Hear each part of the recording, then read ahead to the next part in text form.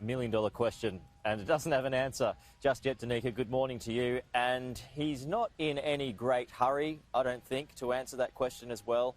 He played golf today. He's out playing golf at his private golf course in Virginia, the same golf course he played at yesterday.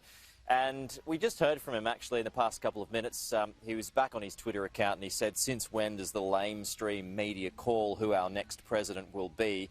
We have all learned a lot in the last 2 weeks. So that's just in the past couple of minutes from President Donald Trump. But we are in this quite strange position at the moment where you had that victory speech from President-elect Joe Biden last night and also Vice President-elect Kamala Harris, but the current president just hasn't conceded yet. And depending where you look, you're hearing different pieces of information.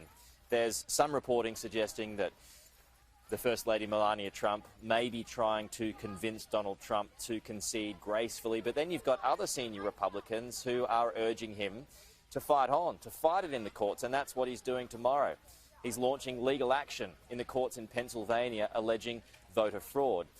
But from what's going on within his family, it's all kind of hearsay at the moment. The only factual information that we have coming from his friends, his supporters and opponents has come from breakfast television here on cable news in America here. It's Sunday morning here, so they're all out and about. And it's quite a difference of opinion with Republicans telling him what to do. So first of all, let's look at some of the senior Republicans who are supporting him. At this point, we've got numerous states that are very closely and vigorously contested, from Pennsylvania to Georgia to Arizona to New Mexico to Michigan to Wisconsin.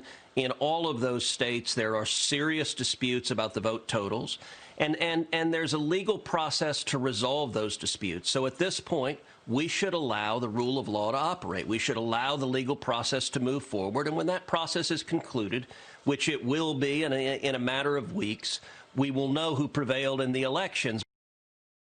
If Republicans don't challenge and change the U.S. election system, there'll never be another Republican president elected again. President Trump should not concede.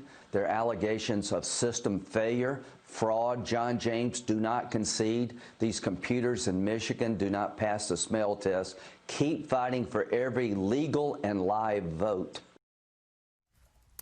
Yeah, so that's Ted Cruz and Lindsey Graham on Fox News here in America this morning, urging him to battle on, which it looks as though he's doing. And Ted Cruz mentioning there that it could be several weeks before we kind of get any kind of legal answer. So again, not in much of a hurry.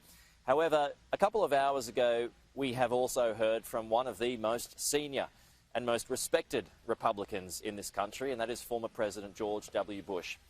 He issued a statement which said that he had phoned President-elect Joe Biden and also Vice President-elect Kamala Harris to congratulate them on winning the election, on that achievement. And it also goes on to say, though we have political differences, I know Joe Biden to be a good man who has won his opportunity to lead and unify our country.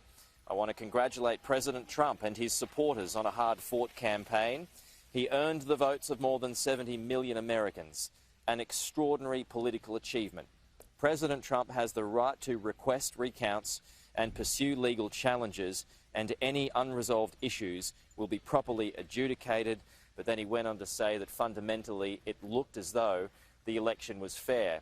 We also heard from another senior Republican in Mitt Romney. He was the last Republican contender for president. It was ultimately unsuccessful. That was back in 2012 when he lost out to Barack Obama's re-election campaign. He's had a bit of a checkered history with President Trump, but he was out there this morning kind of urging him to step aside gracefully, but wasn't quite sure that that's going to happen. The president doesn't have a choice. People think, well, gosh, can we remove him from office? You don't have to remove him from office. If he does not win on a legitimate basis, why then he ceases to be president when Joe Biden is sworn in. It's as simple as that. So I would prefer to see the world watching a more graceful departure, but that's just not in the nature of the man. Yeah, so while Donald Trump's got his own legal teams pursuing those legal matters, Joe Biden has also got his legal teams watching over those legal matters as well, because there's no way he's going to give it up. And also, he's got a job to do. It's the inauguration on the 20th of January next year, so that's not too far away. and he's got to get things ready. He's got to announce a cabinet, and that all has to have FBI background checks. And he's also launched a website from his transition team and a corresponding Twitter handle, and it's given us an update this morning too, and it suggests the task ahead of the Biden-Harris administration is unlike any other in our history. In preparation, our transition will be led by experts, by science and with character, ensuring we'll be ready to lead on day one. And during his victory speech last night, Danica, he did mention that tomorrow, local time, he will get a task force ready to combat the coronavirus. He's got scientists and researchers who will lead that. Of course, that was a central part of his election campaign, bearing in mind that the traffic at the moment when it comes to positive coronavirus cases is escalating rapidly towards new record levels. So he's going to attack that pretty early, and he wants to rejoin the Paris Agreement. He wants to rejoin the global effort to combat climate change, and that is something that he says is a priority for him on the first day of the job. So that'll be on the 21st of January next year.